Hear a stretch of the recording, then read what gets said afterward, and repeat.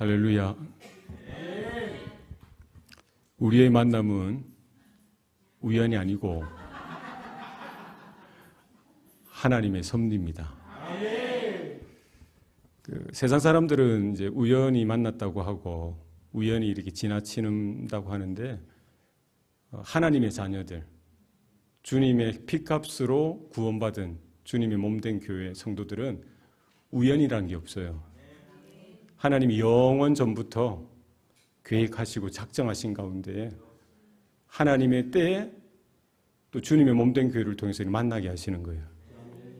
이걸 이제 섭리라고 합니다. 히브리서 3장은 이렇게 시작해요. 그러므로 함께 하늘의 부르심을 받아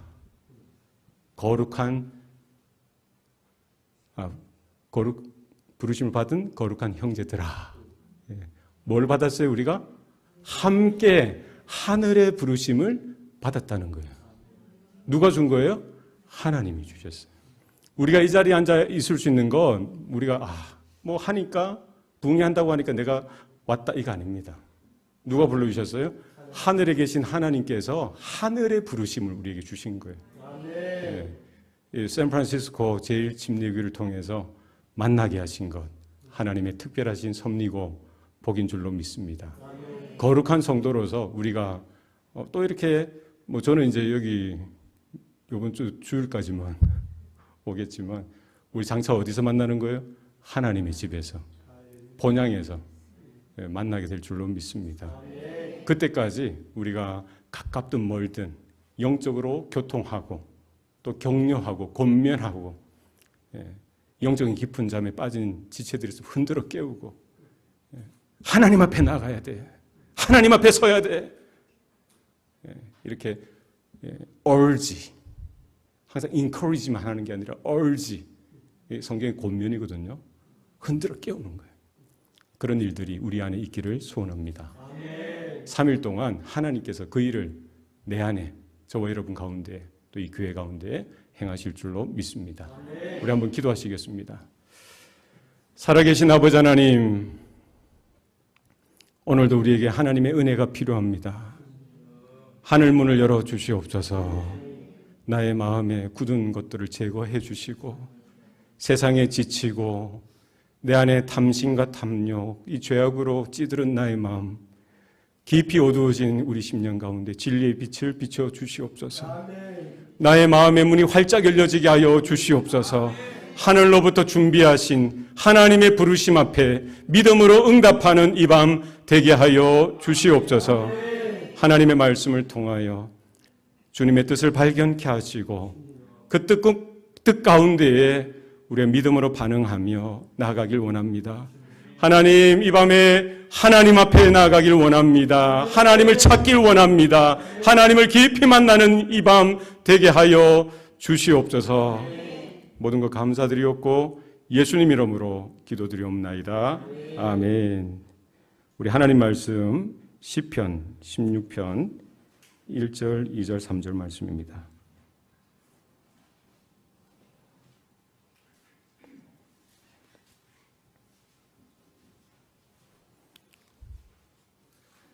우리 한 목소리로 다 같이 읽겠습니다. 시작. 하나님이여 나를 지켜주소서. 내가 주께 피하나이다. 내가 여호와께 아뢰되 주는 나의 주님이시오니 주밖에는 나의 복이 없다 하였나이다. 땅에 있는 성도들은 존귀한 자들이니 나의 모든 즐거움이 그들에게 있도다. 아멘. 나는 가수다라는 프로가 있었어요.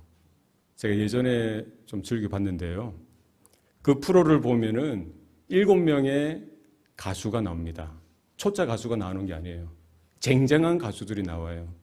그래서 한 사람 한 사람씩 노래를 이렇게 받습니다. 그러면 자기가 실력을 모든 걸 통해서 편곡하고 자기만의 노래를 만들어서 발표하는 거예요. 그럼 여러 청중들 앞에 이렇게 한 사람씩 한 사람 노래하면 그 청중들이 듣고는 이 버튼을 눌러요. 누르고는 거기에 따라서 한 주에 한 명씩 떨어지는 거예요. 부르는 사람도 쫄리고 관객도 마음이 조마조마하고 TV를 통해서 보는 저도 조마조마하는 거예요. 이번 주에는 누가 떨어질까? 이번 주에는 누가 살아남나? 야, 우리 다 아는 곡이에요. 명곡들. 예, 아주 유명한 곡들을 주는데도 야, 이 곡을 어떻게 편곡하나 싶은데도요. 그 가수 한 사람 한 사람이 일주일 동안 그 노래를 가지고 씨름하는 거예요. 막 씨름하는 그 장면들을 다 편집해서 마지막 날 보여주고요. 또 이 청중들 앞에 라이브로 노래를 발표하는데, 야, 딱 첫음하면 모든 장르의 분위기가 압도되는 거예요. 와, 조용한 노래.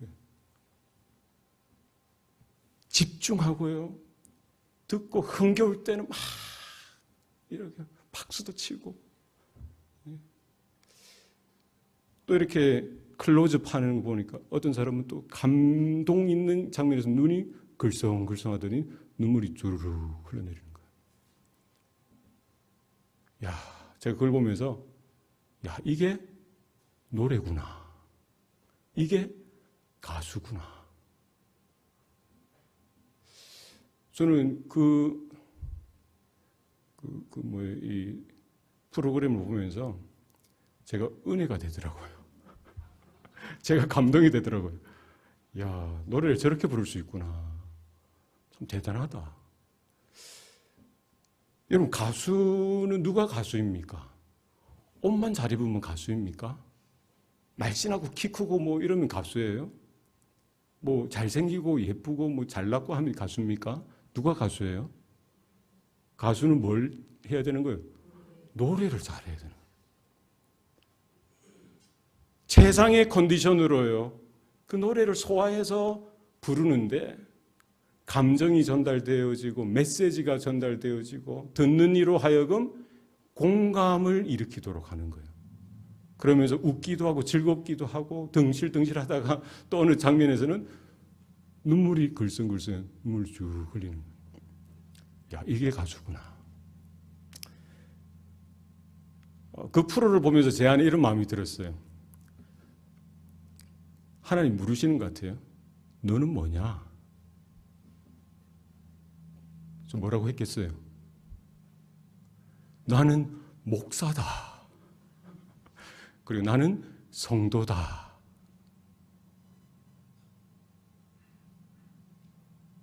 여러분, 하나님이 그렇게 물으시는 것 같아요. 나는 뭐냐? 너는 뭐냐? 하나님, 나는 목사입니다. 하나님, 그리고 저는 성도입니다. 할렐루야. 네. 여러분, 목사면은 뭐 이렇게 폼만 잡고 다니는 목사입니까? 누가 목사예요? 목사는 어떠해야 됩니까? 예수님의 보혈로 인침을 받고 거듭나고요.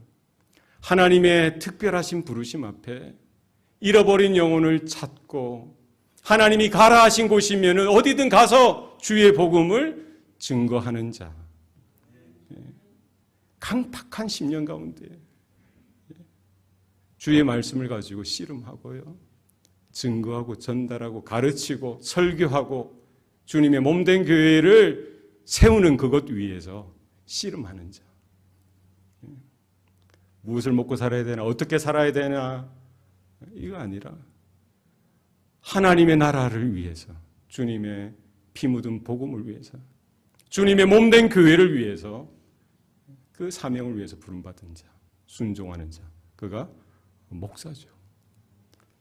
여러분, 우리 샌프란시스코 제1침례교회 우리 목사님을 위해서 여러분 기도해 주시기 바랍니다. 기도하셔야 돼요. 네. 그죠? 여러분 자녀를 위해 누가 기도합니까? 부모된 여러분이 기도하셔야 돼요. 여러분의 부모님을 위해서 누가 기도합니까? 자녀된 여러분이 기도하셔야 돼요. 저를 위해서 누가 기도할까요? 저희 교회 성도들이 기도하는 거예요. 여러분 교회의 목사님을 위해서 누가 기도해야 됩니까? 여러분이 기도하셔야 돼요.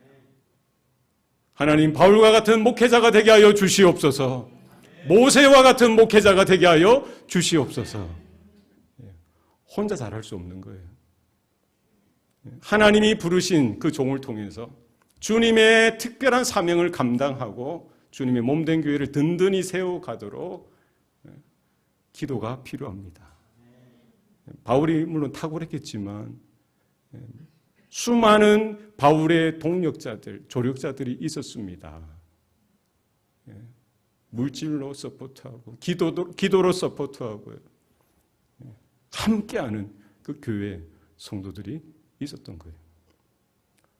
수많은 목회자들이 있는 이 시대에도 하나님께서 사랑하는 여러분 교회의 목사님을 통해서 귀하게 일하시도록 여러분이 함께해 주시기를 바랍니다. 그리고 뭐요? 나는 성도다. 나는 뭐예요? 성도다. 저만 성도인 것 같아요. 한번 따라해보세요. 나는 성도다. 나는 성도다. 네, 그죠? 사람이면 다 같은 사람이냐? 사람다워야 사람이지. 이런 속담이 있잖아요. 성도면 다 같은 성도냐? 성도다워야 성도지. 동의하십니까? 네. 내 자녀가 저와 여러분을 바라볼 때 맞아, 우리 아버지는 성도가 맞아. 여러분의 아내가, 여러분의 남편이 여러분을 바라볼 때 맞아, 진짜 성도야. 그런 인정이 있었으면 좋겠어요. 교회 목사님이 보실 때 아이고 우리 이 집사님, 최 집사님 진짜 성도지. 내가 보장해. 이런 우리 교우님들, 성도들 다 되시기 바랍니다. 네.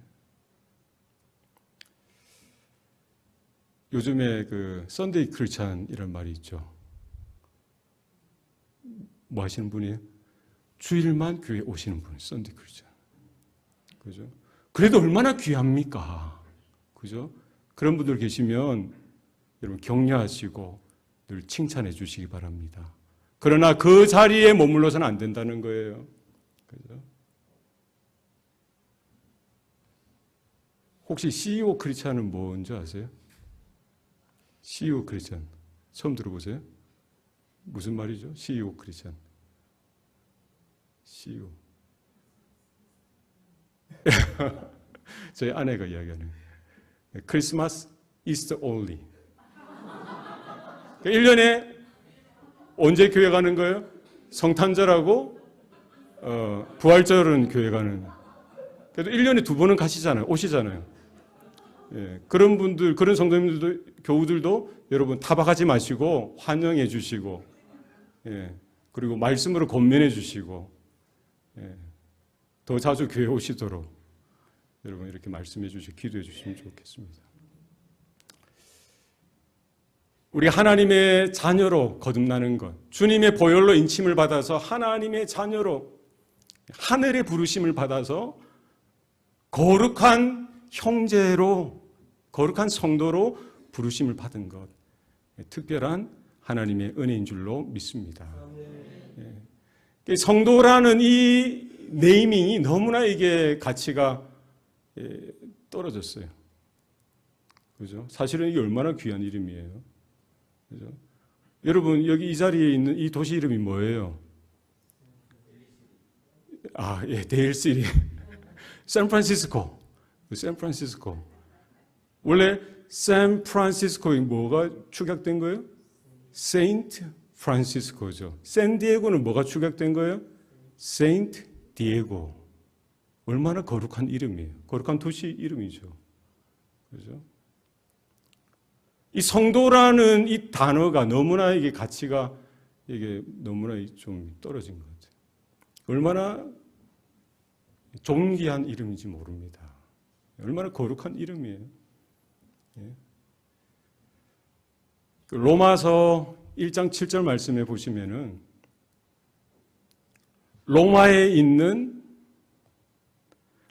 있어 하나님의 사랑하심을 입고 성도로 부르심을 입은 모든 자에게 하나님 우리 아버지와 주 예수 그리스도로 쫓아 은혜와 평강이 있기를 원하노라.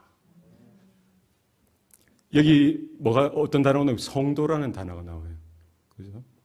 로마에 있어 하나님의 사랑하심을 잊고 뭐로 불러요? 성도로 부르심을 받은 누구? 모든 자에게. 지금 사도 바울이 로마서를 통해서 누구에게 그 서신서를 쓰고 있는 거예요? 로마에 있는 모든 성도들에게 쓰고 있는 거예요. 특별한 존재가 아니라 예수 믿는 모든 성도들, 하나님의 사랑하심을 입은, 하나님의 구원의 은혜를 입은 모든 뭐예요? 성도. 그 단어가 그리스어로 보니까 하기오이스라는, 하기오이스. 그리스어는 모르셔도 됩니다. 그러니까 영어로 보니까 뭐라고 되어 있어요? 세인트라고 되어 있어요. 별로 안 놀라시네. 세인트라는 이름이 어디에 붙어져 있어요? 로마에 사는 하나님의 사랑하심을 입은 모든 그 성도들, 모든 교우들에게 성도라는 단어를 붙여주시더라고요. 사실은 프란치스코 정도 돼야 세인트 붙일만 하죠. 그죠? 누구 이름 앞에 세인트가 붙어요? 바울, 성 바울. 베드로 앞에 뭐예요? 세인트, 성 베드로. 야고보 앞에 세인트 제임스. 또 누가 있나요? 세인트. 이 단어를 우리말로는 뭐라고 번역합니까? 성자 혹은 성인 혹은 성, 거룩한. 그런데 성경은요, 로마서도 마찬가지고 고린도전서도 마찬가지고요. 성도라고 특별한 사도들, 예수님의 제자들에게만 그 세인트라는 단어를 붙여주는 게 아니라 로마에 있는 하나님의 사랑하심을 입은 모든 자들, 고린도에 있는 하나님의 교회, 에베소에 있는 주님의 몸된 자녀들에게 뭐를 붙여요? 세인트라는 단어를 붙여요. 하나님의 거룩하심을 입은 자녀들, 주님의 피값으로 구원받은 자들을 성경은 뭐라고 부릅니까? 성도라고 불러요. 오늘 우리가 이렇게 예배할 수 있는 것, 하나님의 특별한 은혜입니다. 오늘 이 밤에 다시 한 번 더 내가 누구냐, 우리가 누구냐, 내 옆에 앉아있는 저분이 누구냐 발견할 수 있으면 좋겠어요. 아, 나는 성도였구나. 아, 나는 하나님의 자녀구나. 아, 나는 거룩하신 그 예수님의 보혈로 인침을 받고 거듭난 성도구나. 세인트. 오. 바울 정도 봐야 우리가 세인트, 성바오로 이 가톨릭 이상하게 만드는 거예요. 여기 모인 모든 하나님의 자녀, 함께 하늘의 부르심을 받은 거룩한 성도인 줄로 믿으시길 바랍니다. 로마에 있는 하나님의 사랑하심을 입은 성도로 부르심을 받은 모든 자, 여기에는 누구예요? 샌프란시스코에 있는 하나님의 사랑하심을 입은 모든 성도, 바로 저와 여러분인 줄로 믿습니다. 오늘 본문을 통해서 그럼 성도로서 우리가 어떻게 살아가야 하느냐, 성도로서 그럼 우리가 어떤 모습으로 서야 하느냐 우리가 확인하면서 남은 생에 하나님이 기뻐하시는, 하나님이 원하시는 거기서 성도의 모습이 우리 가운데 새롭게 회복이 되기를 소원합니다. 성도는 어떠해야 되는 거예요? 하나님을 향한 방향성이 분명해야 되는 거예요. 오늘 본문 1절 말씀입니다. 한번 보시죠. 하나님이여 나를 지켜주소서, 내가 주께 비하나이다. 오늘 시편 기자는 이렇게 고백하고 있어요. 하나님, 나를 지켜주세요. 나를 보호해 주세요. 나를 붙들어 주세요. 내가 주님께 피하길 원합니다. 내가 주님께 나아가기를 원합니다. 고백하고 있는 거예요.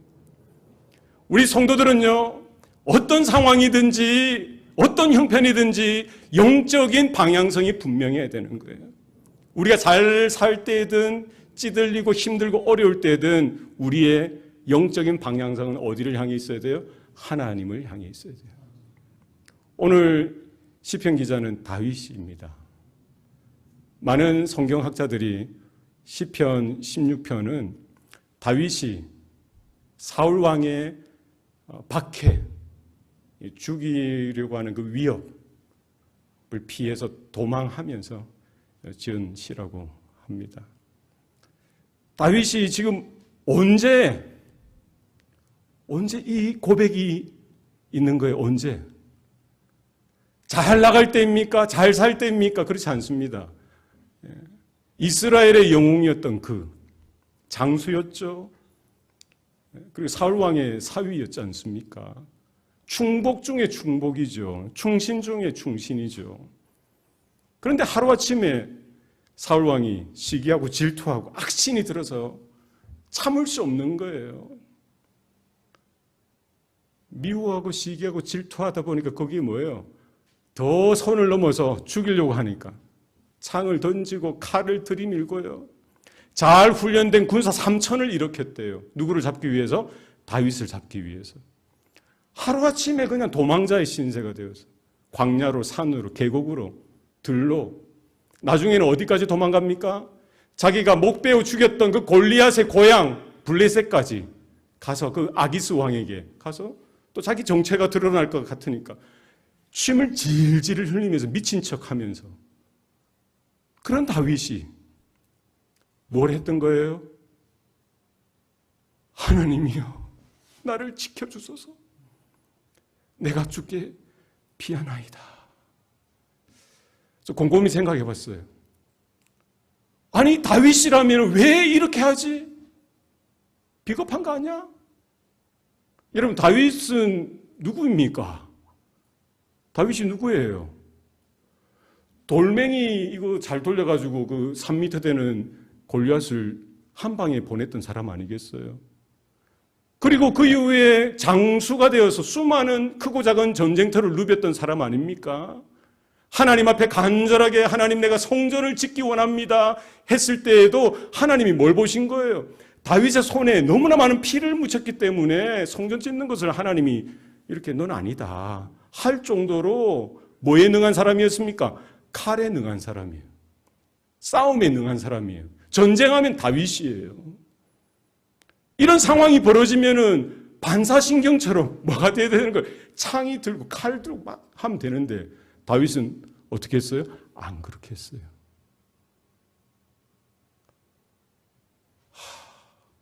나도 그래야 될 텐데. 누가 옆에서 태클 걸고 시기하고 질투하면은 다윗처럼 하나님 나를 지켜주세요. 내가 죽게 피하기를 원합니다. 다윗이 할 줄 몰라서 이런 게 아니죠. 그렇지 않겠어요? 칼을 쓰지 못해서, 창을 쓰지 못해서, 자기도 군사가 없어서 그렇게 한 게 아니에요. 다 뺏겼어요.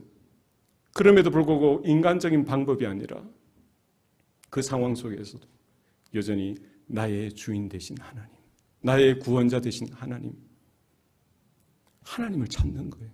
하나님께 나아가는 거예요. 하나님만이 나의 생명의 주인 되심을 고백하는 거죠. 예? 하나님 도와주세요. 하나님 도와주세요. 나를 지켜주세요.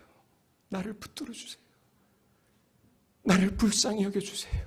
나를 긍휼히 여겨주세요. 내가 주님께 피하길 원합니다. 몇 번이나 기회가 있었죠. 그죠? 스토리 다 잘 아시잖아요. 자기 손으로 사울의 목을 벨 기회가 있었어요. 그러나 다윗은 그러지 않았어요. 왜? 하나님을 경외하는 자이니까. 하나님이 살아계신 것을 분명히 아는 자이니까. 이 상황 속에서 그가 어떻게 해야 하는지 우리 성도들이 어떠한 삶의 태도로 반응해야 하는지를 나타내 보여주는 거예요. 무엇입니까? 내가 할 줄 아는 거 붙드는 게 아니라 하나님 앞에 나가는 거예요. 영적인 방향 분명히 하는 거예요. 내가 아니라 누가? 하나님이 하신다. 저는 여러분이 어떤 상황인지 잘 모릅니다. 여러분이 지금 처하고 있는 상황이 어떤지, 여러분의 비즈니스나 여러분의 자녀나 모릅니다. 그러나 하나님께서 이 밤에 우리 각자에게 그렇게 경고하시고 권면하시고 위로하시고 말씀해 주시기를 원합니다. 내 상황 속에서, 내 형편 속에서 나는 어떠한 영적인 방향성을 취하고 있느냐 정했으면 좋겠어요. 잘 나갈 때, 출세할 때, 성공, 그 가도를 누릴 때 여러분 하나님을 우리는 찾아야 합니다. 그죠? 하나님께 나아가셔야 돼요.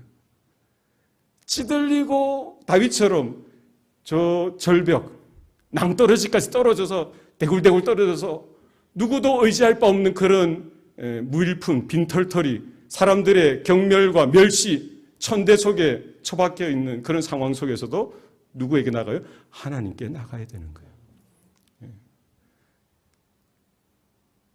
이제 퀴즈입니다. 잘 나갈 때, 잘 살 때 하나님께 나아가는 게 쉽겠어요? 힘들고 어려울 때 하나님께 나아가는 게 쉽겠어요? 예. 또 여기는 또 힘들 때 인사를 다 맞는 것 같아요. 정답은 없어요. 예. 어떤 분들에게는 잘 살 때 하나님 찾고 하나님께 나아가는 게 힘들 경우가 있어요. 또 어떤 분들에게는 힘들고 어려울 때 또 하나님 찾는 게 어려울 수도 있어요. 예. 잘 나갈 때, 잘 살 때도 하나님을 찾고 하나님을 의지하고 하나님만 믿고 신뢰하는 이 다윗처럼 그렇게 했으면 좋겠어요. 안 되고 힘들고 비참하고 처량하고 그럴 때도 하나님께 나아갔으면 좋겠어요. 제 경험상 보니까 우리 사실 다 어려워요. 언제든지 그죠? 하나님 은혜가 필요한 겁니다.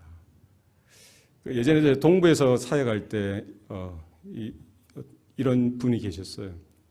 얼마나 교회에서 열심히 하는지 몰라요.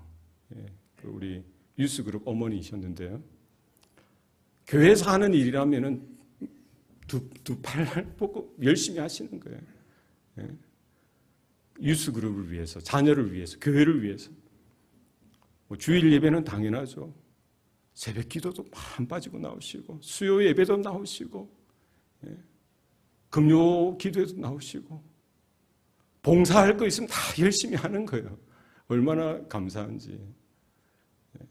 그런데 또 하루는 비즈니스를 시작하게 됐어요.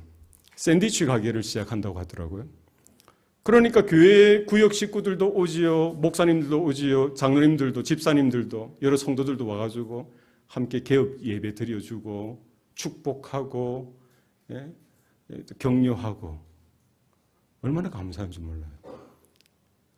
그런데 보니까 막 목사님도 성도들도 막 축복해주고 기도하니까 그래서 그런지 어떻게 됐을 것 같아요? 잘 됐을까요? 엄청 잘 되는 거예요. 다른 집들도 있는데 거기는 그냥 긴가민가, 여기는 막 엄청 잘 팔리는 거예요. 와, 그래서 어떻게 됐을까요? 어떻게 됐을 것 같아요? 너무 잘 되니까 장사가 이 군부대 옆에 있는 샌드위치 가게인데 너무 잘 되니까 언제도 문을 열어라는 거예요? 주일도 문을 열어야 된대요. 너무 잘 되니까 주일도 문 열고. 그러니까 어떻게 하셨겠어요? 끊어야 되는데, 방향성을 분명히 해야 되는데 그러지 못하시더라고요. 주일도 문 열어야 되죠. 그러니까 새벽 기도에는 올 수 있습니까? 새벽에도 못 나오죠. 수요일도 못 오죠. 금요일도 못 오죠. 교회 못 오시는 거예요.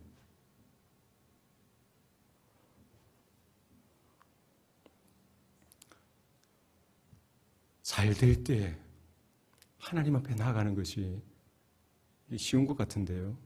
쉽지 않습니다. 하나님의 은혜가 필요합니다. 예. 안 되고 힘들고 어려운데도요, 열심히 주님만 바라보시는 성도들이 있어요. 얼마나 귀한지, 얼마나 감사한지. 저희 교회 한 권사님은 이제 몸이 연로하시니까 시니어 홈에 누워 계십니다. 한 번씩 가시면 목사님 말씀도 잘 못하시죠. 이제 미안해요. 내가 교회 나가야 되는데 못 나가서 미안해요. 교회 생각하시는 거예요. 성도들 생각하시는 거예요. 제가 더 미안한 거예요. 제가 더 죄송한 거예요. 힘들고 어려울 때 다윗처럼 붙드는 게 없을 그때에도 하나님을 찾고 하나님께 나아가고 하나님을 바라는 저와 여러분 되시기를 바랍니다.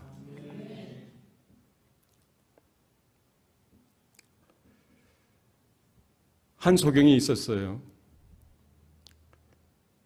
예수님이 자기 동네로 지나가신다는 소식을 들은 거예요. 예수님을 본 적도 없죠. 예수님을 만난 적도 없는 거예요. 그러나 예수님에 대한 소문을 들었던 거죠. 안진뱅이도 일으키셨고 귀신도 쫓아내시고 문둥병자도 고치시고 그 예수님에 대한 소식을 들은 거예요. 마음에 뭐가 생겼어요? 기대가 생기고 믿음이 생기기 시작한 거예요. 자기 동네에 오신다는 그 소식을 들은 거죠. 그때 어떻게 합니까? 다윗의 자손 예수여, 나를 불쌍히 여기소서. 사람들이 꾸짖습니다. 제자들이 가서 꾸짖어요. 잠잠하라고, 조용하라고. 그때 이 맹인은 어떻게 하죠? 더 크게 소리치는 거예요. 다윗의 자손 예수여, 나를 불쌍히 여기소서. 주님께서 그 소리를 외면하지 아니하시고 들으시고 그의 소원을 이루어 주시는 거예요. 우리가 사람 앞에 가서요, 힘들 때 저 좀 도와주세요, 저를 좀 불쌍히 여겨주세요. 얼마나 부끄럽습니까? 얼마나 제가 힘든데 가서 좀 도와주세요, 좀 해주세요. 그러나 하나님 앞에, 살아계신 하나님 앞에 있는 모습 그대로 나아가는 것 결코 부끄러운 것 아닙니다.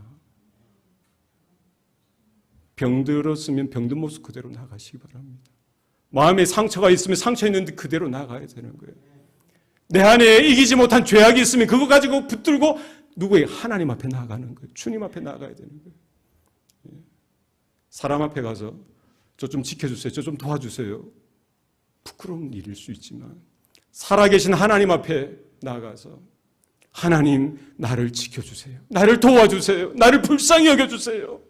내가 주님 앞에 나아가길 원합니다. 주님 만나길 원합니다. 주님의 은혜가 필요합니다. 부르짖는 것 결국 부끄러운 일이 아니죠. 성도라면은, 하나님의 자녀라면은 우리의 영적인 방향성이 분명해야 됩니다. 하나님 앞에 나가는 그것이 우리의 영적인 분명한 방향 되어져야 될 줄로 믿습니다. 성도로서 우리가 취해야 될 태도가 있습니다. 그래서 우리 어떻게 하나님 앞에 서야 되느냐? 분명한 신앙 고백이 있어야 됩니다. 오늘 2절 말씀에 내가 여호와께 아뢰되 주는 나의 주님이시오니 주 밖에는 나의 복이 없다 하였나이다. 오늘 다윗은 어떻게 고백합니까?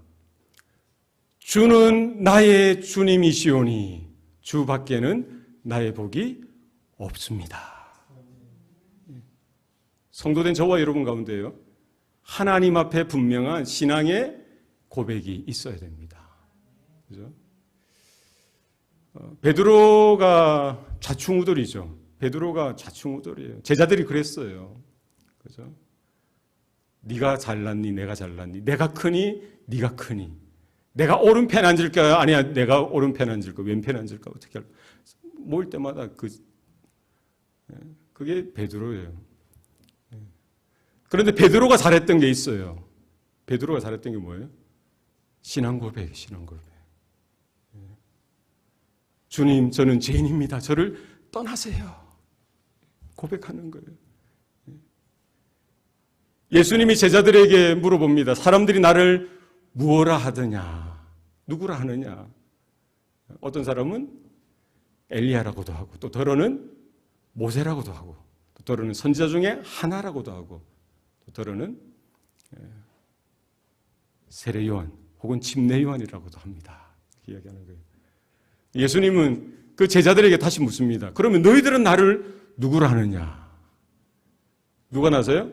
베드로가 팍 끼들 주는 그리스도시요 살아계신 하나님의 아들이십니다. 우리 안에도 동일한 그와 같은 신앙 고백이 있는 줄로 믿습니다. 하나님이 세상을 이처럼 사랑하사 누구를 주셨어요? 독생자를 주셨으니 이는 누구든지 그를 믿는 자마다 멸망치 않고 영생을 얻게 하려 하심이라. 주 예수를 믿으라. 그리하면 너와 내 집이 구원을 얻으리라. 성경은 우리에게 뭐를 이야기하는 거예요? 하나님의 자녀가 되기 위해서 성도로서 우리 날마다 우리의 믿음을 고백하는 것이 필요합니다. 다윗에게 있었던 것이 뭡니까? 여호와께 아뢰되 주는 나의 주님이십니다. 그냥 입술로만 조아리는 것이 아니라 우리가 그를 요한복음 3장 16절을 보면은요, 그를 믿는 자마다, 이 말이 우리가 그냥 예수님을 믿는 것 이렇게 우리가 보통 이해를 하잖아요. 그러나 어떤 학자가 성경학자가 분석을 하는 걸 제가 읽은 적이 있는데요.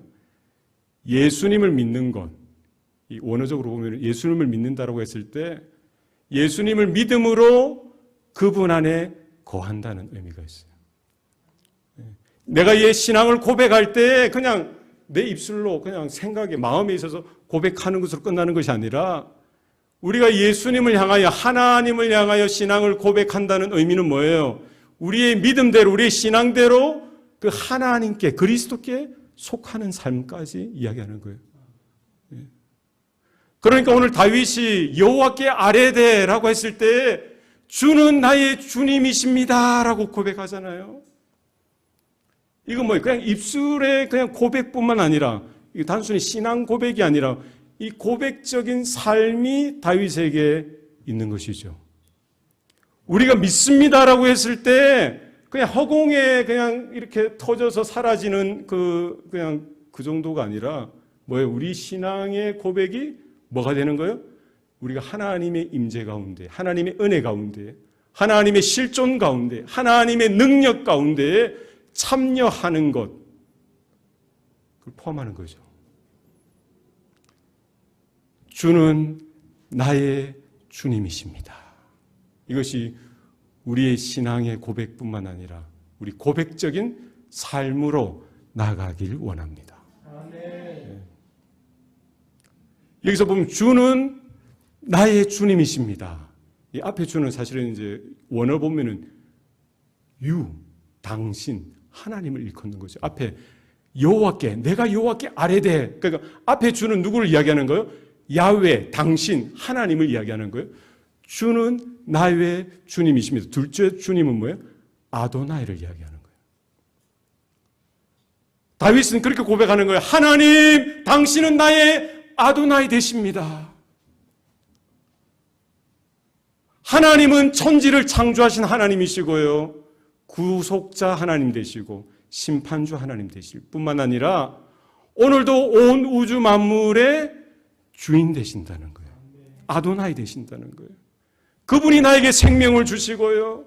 그분이 나에게 건강을 주셨고, 그분이 나에게 시간을 주시고요, 재능을 주시고, 물질을 주시고, 자녀들을 주시고, 부모님을 허락하셨고, 가정을 허락하셨고, 우리가 눈에 보이는 모든 것, 우리가 누리고 있는 모든 것, 누가 주신 거예요? 아도나이 되신 하나님, 주님, 그분이 주신 거예요. 이 교회 누가 주신 거예요? 하나님이 주신 거예요. 다윗의 그 신앙의 그 고백, 그 마음 가운데는 뭐예요? 이게 딱 들어차 있는 거예요.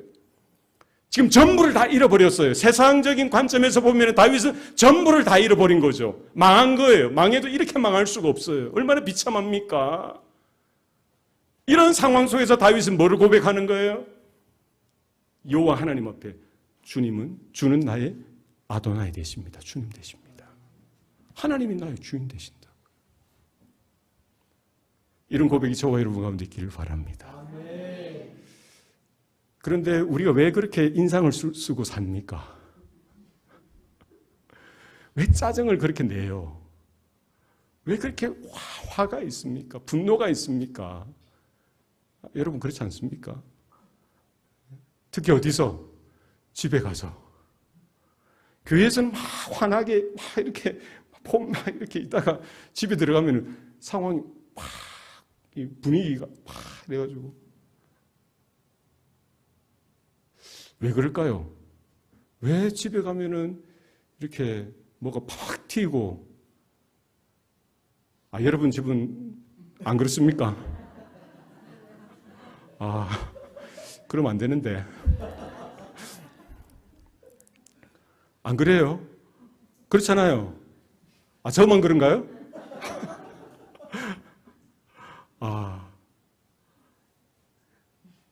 제가 곰곰이 생각해 봤어요. 왜 그렇습니까? 교회 와서는 막 환하게 천사처럼 막 이렇게 환하게 모든 것 다 받아주고 용서해 주고 사랑으로 품을 것 같은 이렇게 막 환하게 있다가 집에 가면은 막 분위기가 저기압되고 막 이러면서 작은 거 안에도 팍 튀고 막. 왜 그렇죠? 왜 그래요? 주인이 많은 거예요, 집에는. 어떤 날은 남편이 주인 되고, 어떤 날은 아내가 주인 되는 거예요. 그렇습니까? 안 그렇습니까? 그러니까 누가 헷갈리는 거예요? 자녀들이 헷갈리는 거예요. 이날은 아빠가 주인이니까, 또 이날은 엄마가 주인이니까. 근데 어린 아이들은 헷갈리는 거예요. 이게 뭐지? 애들만 핍박 받는 거죠. 여러분의 가정은 평안하십니까? 안녕하십니까? 이렇게 환하게 웃는 모습 그대로 여러분 집으로 가셔서 가정생활도 그렇게 하시기 바랍니다. 그렇게 설거지도 하시고, 빨래도 하시고, 밥도 지으시고, 남편에게, 아내에게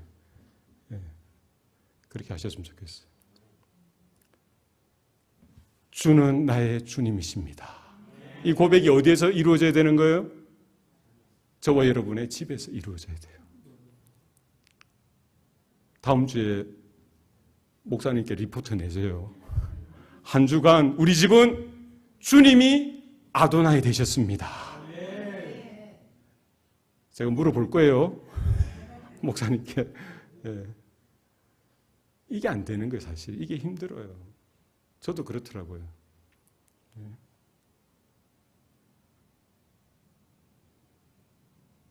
주님이 아도나이 되십니다. 우리의 주님 되십니다. 주인 되십니다. 그러면 거꾸로 말하면 뭐예요? 주님이 나의 주인 되시면 우리는, 다윗은 그분의 뭐가 되는 거예요? 종이 되는 거죠. 그죠? 서신서에 보면은 바울 서신들 이렇게 보면은요, 바울이 사도됨을 이야기하지만 동일하게 자신이 하나님의 종됨을, 그리스도의 종됨을 이야기하죠. 그죠? 나는 그리스도의 종이다. 하나님의 종이다는 거예요. 하나님이 주인 대신 하나님의 주권과 다스림 가운데 내가 선택하거나 내가 결정하는 것이 하나도 없다는 거예요. 누가 하시는 거예요? 하나님이 하시는 거. 그걸 내어드리는 거죠.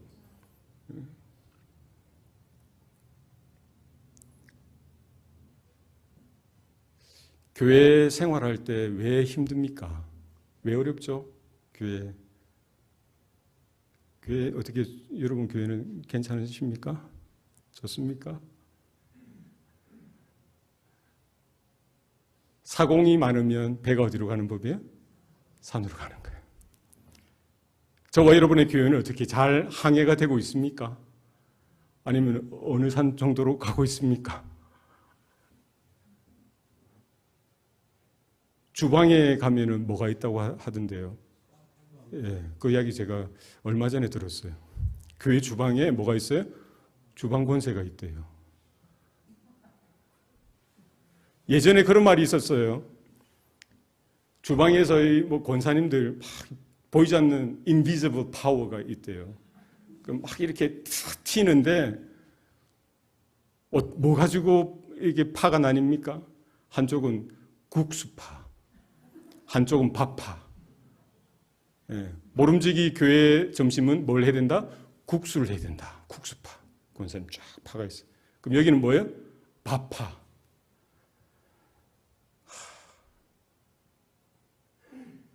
골고루 먹으면 되잖아요. 그죠?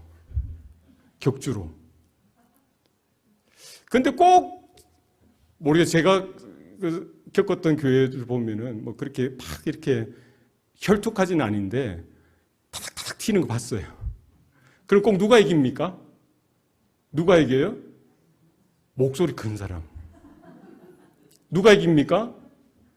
주관이 뚜렷하신 분. 고집이 센 분. 또 오래 교회 생활하신 분.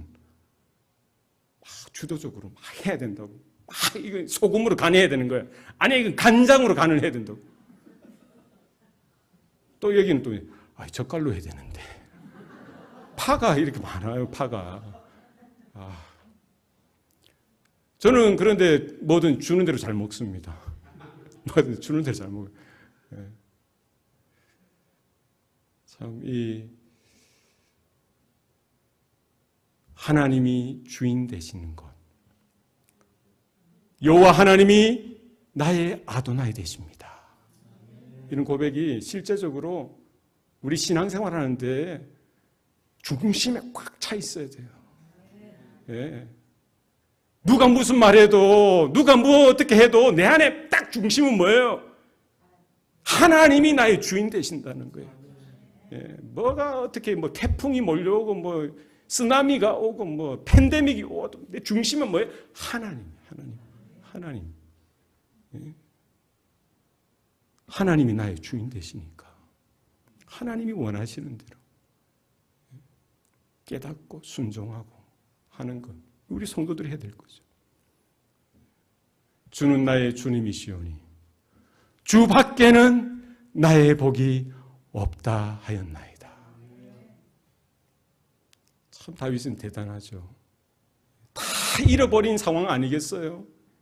욥처럼 하루아침에 그냥 재산이 다 강도당하고 도둑질 당하고 10명의 자녀들이 하루아침에 다 죽임을 당하고 자기가 병들어서 고생하고 옆에 있는 아내는 나가서 하나님 저주하고 죽으라고 하는 이런 상황 속에서도 욥은 뭘 했어요? 하나님 한 분만으로 말로라도 하나님 앞에 범죄치 않기 위해서 입을 꽉 깨물고 하나님의 주권, 하나님의 섭리, 하나님의 주인 되심만을 바라보는 거죠.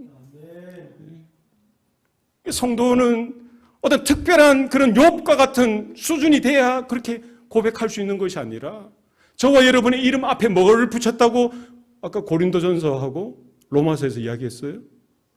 로마에 있는 하늘의 부르심을 하나님의 사랑하심을 잊고 하나님의 사랑하심을 잊고 뭐예요? 성도로 부르심을 받은 모든 자. 누가 포함돼요? 저도 포함되고 여러분도 포함되는 거 아니겠어요? 그럼 우리의 영적인 방향성이 날마다 하나님만을 향해야 되는 거예요. 우리의 신앙의 고백이 뭐예요? 주님이 나의 주인 되신다. 그걸 날마다 고백할 수 있어야 되죠. 무화과 나무 잎이 마르고 포도 열매 없으며 감람나무 열매 그치고 논밭에 식물이 없어도, 우리의 양떼가 없으며 외양간 송아지 없어도 난 여호와로 뭐하리? 즐거워하리. 난 여호와로 즐거워하리. 하박국 선지자만 그렇게 고백할 수 있는 것이 아니라 오늘 다윗도 다 잃어버린 상황이잖아요. 다 손발이 다 끊어지고 잘라진 이 상황이잖아요. 뭐 저와 여러분처럼 이 반듯하게 뭐 옷을 이렇게 뭐 머리도 감고 뭐 샤워도 하고 뭐 이렇게 앉아 있었을까요? 얼마나 비참한 가운데 있었을까요? 그런 속에서도 주밖에는 나의 복이 없습니다. 주님만 나의 복이 되십니다. 주님만 나의 생명 되십니다. 주님만 나의 반석 되시고 나의 방패 되시며 내 생명의 근원 되십니다. 고백할 수 있는 것. 다윗의 삶을 통해서 저와 여러분에게도 분명하게 도전하는 거예요. 우리에게 뭐가 필요한 거예요? 주님을 향한 분명한 신앙의 고백이 있어야 할 줄로 믿습니다. 3절에 보면은요, 3절에 보면은 우리에게는 영적인 균형 감각이 있어야 된다는 거예요. 영적인 균형 감각. 다윗은 오늘 본문을 통해서 자기의 열악한 상황, 자기의 그런 절망스러운 그런 상황 속에서도 그의 영적인 방향성을 분명히 했죠. 하나님만을 바라보는 거예요. 하나님을 찾는 거예요. 하나님의 도우심을 구하는 겁니다. 하나님의 긍휼하심을 구하는 거예요. 하나님 불쌍히 여겨주세요. 긍휼히 여겨주세요. 나를 지켜주세요. 나를 붙들어 주세요. 내가 주님 앞에 나가길 원합니다. 주님 앞에 나가길 원합니다. 다윗은 뭘 본 거예요? 하나님의 은혜를 받겠죠. 하나님의 영광을 보고요. 하나님의 살아계심을 보고요. 하나님의 임재를 보고 그 안에 나가는 거예요. 뿐만 아니라 자기 안에 있는 분명한 신앙의 고백, 확실하게 하는 거예요. 주님만 나의 아도나이 되십니다. 하늘의 영광을 경험하고요. 하늘의 은혜를 경험하고 그 자리에 머물러 있는 것이 아니라 다윗은 어디로 내려옵니까? 땅에 있는 성도들 향해서 내려오는 거죠. 땅에 있는 성도들은 존귀한 자들이니 나의 모든 즐거움이 그들에게 있도다. 우리가 날마다 하나님 앞에 나가야 됩니다. 하나님의 은혜가 필요합니다. 하나님의 임재 가운데 날마다 나가야 돼요. 하나님의 도우심을 날마다 받아야 되죠. 그러나 그것으로 끝나면 안 됩니다. 우리의 신앙 고백적인 삶을 통해서 우리는 어디로 내려가야 되는 거예요? 땅으로 내려가요. 현실 가운데 땅에 있는 성도들을 향해서 하나님이 주신 그 은혜를 나누고요. 하나님의 사랑을 나누고 하나님의 영광을 나누는 거예요. 땅에 있는 성도들은 존귀한 자들이니 나의 모든 즐거움이 그들에게 있도다.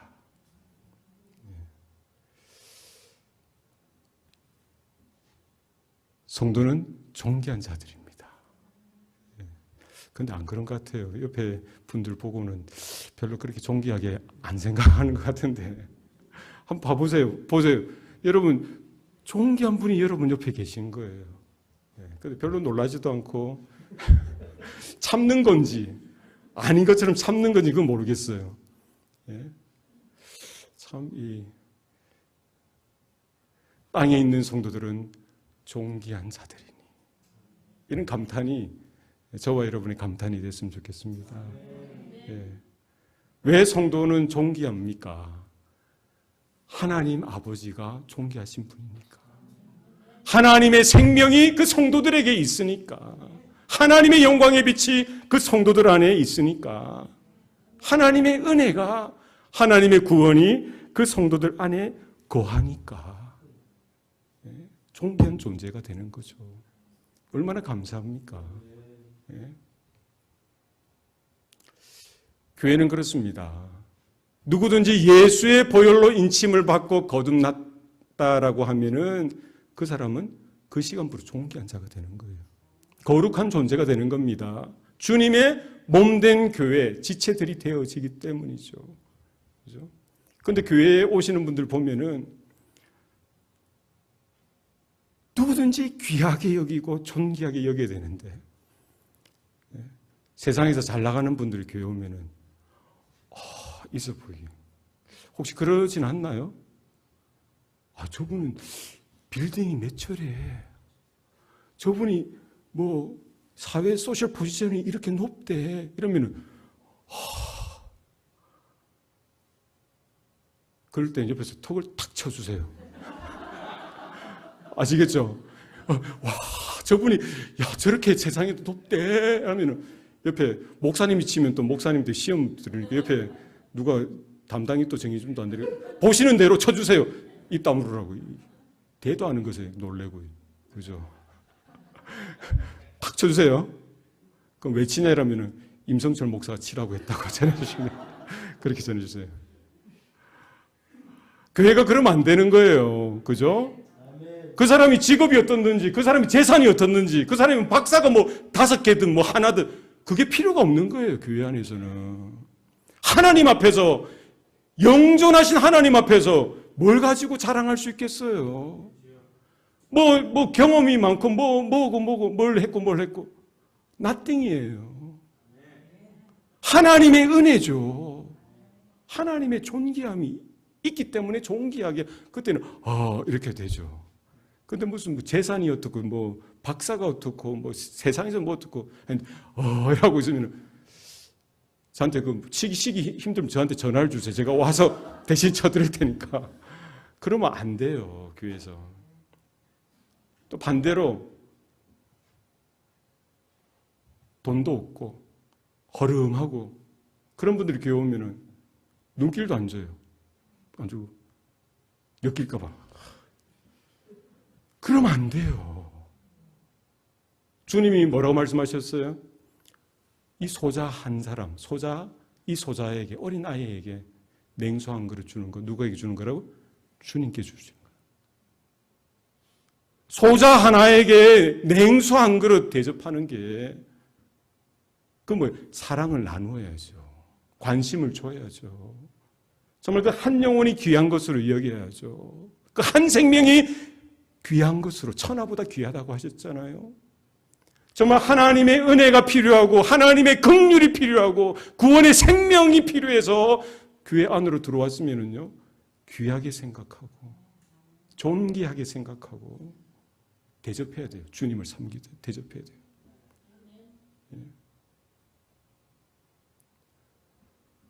땅에 있는 성도는 존귀한 자들이라고 했어요. 우리 눈에 보이는 대로 세상적 관점으로 우리가 익숙한 그런 틀에서 저 사람 저렇고 이 사람 이렇고 그렇게 하시면 안 돼요. 하나님이 바라보시는 관점. 오늘 다윗이 하나님의 영광을 통하여, 하나님의 은혜를 통하여, 하나님의 영원한 언약을 통하여 바라보았던 그 관점, 그거로 봐야죠. 다윗이 바라볼 때, 다윗이 지금 도망자잖아요. 얼마나 비참해요. 세수라도 했겠어요. 잠을 어떻게 요즘처럼 호텔에서 예약해서 잠잘 수 있습니까? 어디에서 자야 돼요? 어디에서? 그냥 평평하면 그냥 거기에 돌베개 하고 하늘을 이불 삼아서 그냥 자는 거예요. 그죠? 그 다음날 일어나면 샤워합니까? 했겠어요? 그냥 대강 이렇게 하면 다 샤워예요. 이렇게. 샤워했다. 이러면서 그럼 다윗을 따르는 그 무리들을 바라볼 때 다윗이 어떻게 바뀌었어요? 세상적 관점을 보면 얼마나 꾀죄죄합니까?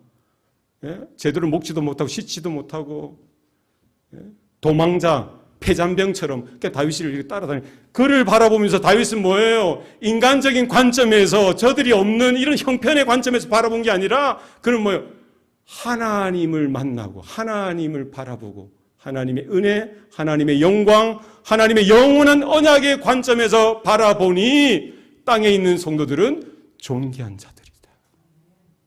이 고백이 나오는 거죠. 우리가 교회를 바라볼 때, 성도들을 바라볼 때 주님이 저와 여러분을 바라보시는 이런 관점에서 보시기 바랍니다.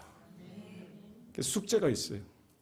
매일 아침 여러분 거울 앞에 서시면은 놀라세요. 여기 존귀한 하나님의 성도가 여기 있구나. 저만 놀라요. 저만 놀라고 있어요. 예. 하루에 한 번 놀라세요? 하실 수 있겠죠? 어렵나요? 예. 거울 앞에 서서 차딱 팍 일어나가지고 무시시한데도 딱 보고 여기 하나님의 존귀한 성도가 여기 있구나. 하나님을 경외하는 자가 여기 있구나. 자신의 죄의 정욕을 따라 살아가기를 과감하게 거절하고 하나님의 성령의 소욕을 쫓아서 살기로 결단한 하나님의 사람이 여기 있구나. 놀라시기 바랍니다. 네. 그리고 여러분, 그런 여러분의 남편, 여러분의 아내, 여러분의 자녀들 보고도 또 한번 놀래주세요. 이 존귀한 하나님의 자녀, 성도들. 교회 오실 때마다 그런 설레임으로 오셨으면 좋겠어요. 존귀한 성도를 만나는 거예요. 영원하신 하나님을 배웠고 영존하신 하나님을 배웠고 우리가 예배하러 모이지만 뭐예요? 그 동일한 하늘의 부르심을 받아서 거룩한 성도가 된 우리 형제 자매들을 만나 배울 때 그때 안 놀래시니까 그게 힘든 거예요. 놀래주셔야 돼요. 옆에 한번 보시고 한번 제가 기회를 드릴게요. 예. 옆에 놀래주세요. 또 한 가지 더 하셔야 돼요. 이제 좌우로 보시면서 사과하세요. 사과. 진심을 담아서 사과하는 거예요. 제가 그동안 몰라봬서 죄송합니다. 사과하세요. 얼마나 존귀한 성도고 얼마나 예수 그리스도의 보혈로 피값으로 거듭난 하나님의 자녀가 저와 여러분 옆에 있습니까? 그죠? 보면서 놀라주세요. 땅에 있는 성도는 존귀한 자들이니. 다윗은 뭐라고 고백합니까? 나의 모든 즐거움이 그들에게 있도다. 그죠? 다윗은요, 하나님의 영광을 보고 하나님의 은혜를 보고 감격하고 감사했을 뿐만 아니라 땅에 있는 성도들을 보면서 자신의 모든 즐거움이 어디에 있다는 거예요? 그 성도들로부터 있다는 거죠. 할렐루야. 성도된 저와 여러분도 똑같은 부르심을 받은 거예요. 신앙생활 어렵지 않습니다. 어려워서는 안 돼요. 교회 와서 왜 이렇게 다 이렇게 눈이야. 그렇게 눈 뜨지 마세요. 여기는 그런 분 한 사람도 없는 것 같아요. 어느 교회 가니까 그렇더라고요.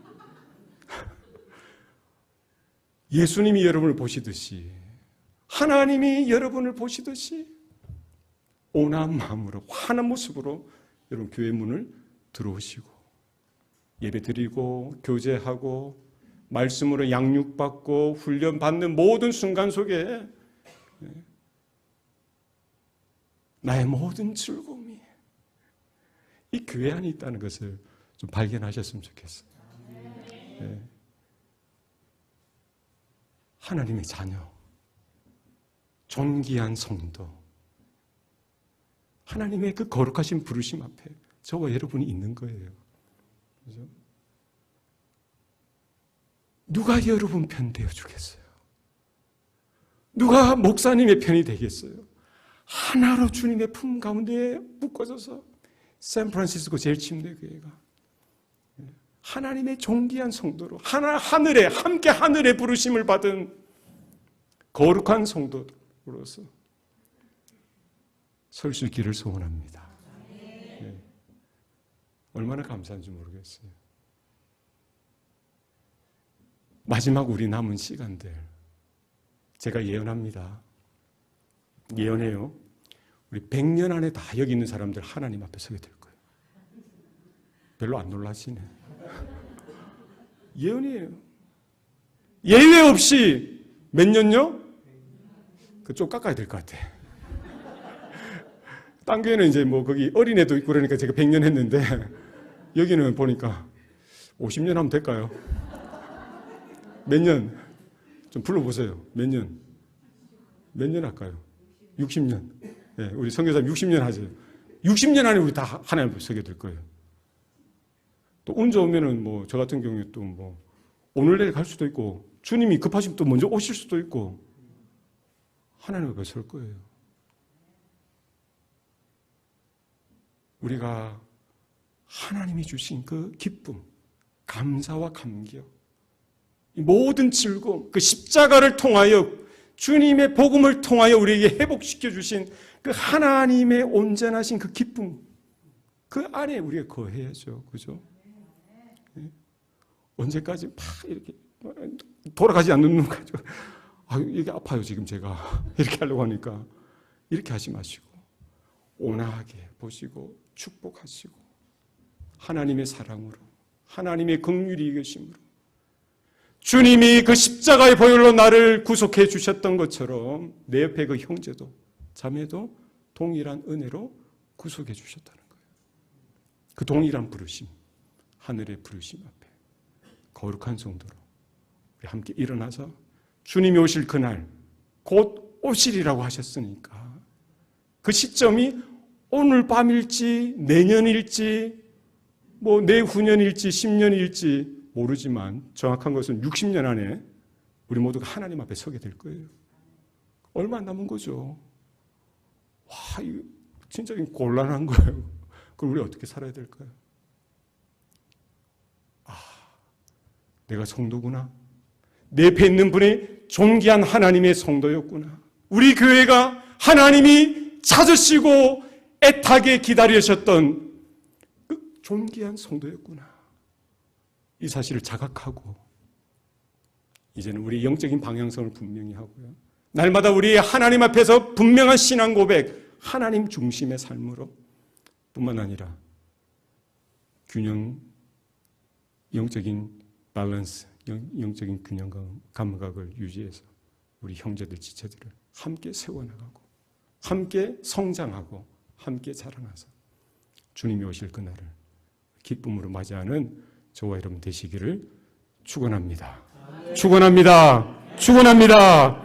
기도하시겠습니다. 살아계신 아버지 하나님, 오늘도 우리에게 생명 주시니 감사합니다. 우리 한 사람 한 사람을 주님의 보혈로 인쳐주시고 주님의 자녀로 거듭나게 하시고 존귀한 성도로 불러주시니 감사합니다. 우리가 살아왔던 모든 삶에 있어서 하나님 외에 우리가 의지했던 모든 것들, 내가 주인 삼았던 모든 것들, 내가 주인이 되었던 모든 것들, 이 시간 하나님 앞에 내려놓고 회개하길 원합니다. 주님 불쌍히 여겨 주시옵소서, 긍휼히 여겨 주시옵소서. 내 옆에 지체들을 사랑하지 못하고 오히려 시기하고 질투하고 마음으로 책망하고 원망했던 모든 것들 주님 불쌍히 여겨주시고 이제는 주님이 바라보시는 그 눈으로 주님이 바라보시는 그 관점으로 바라보며 사랑하며 섬기며 세우는 그와 같은 복된 관계가 회복을 얻게 하여 주시옵소서. 이 교회를 통하여 또 우리 여기 모인 모든 성도들의 삶을 통하여 하나님 영광 받아 주시옵소서. 감사드리옵고 예수님 이름으로 기도드리옵나이다. 아멘.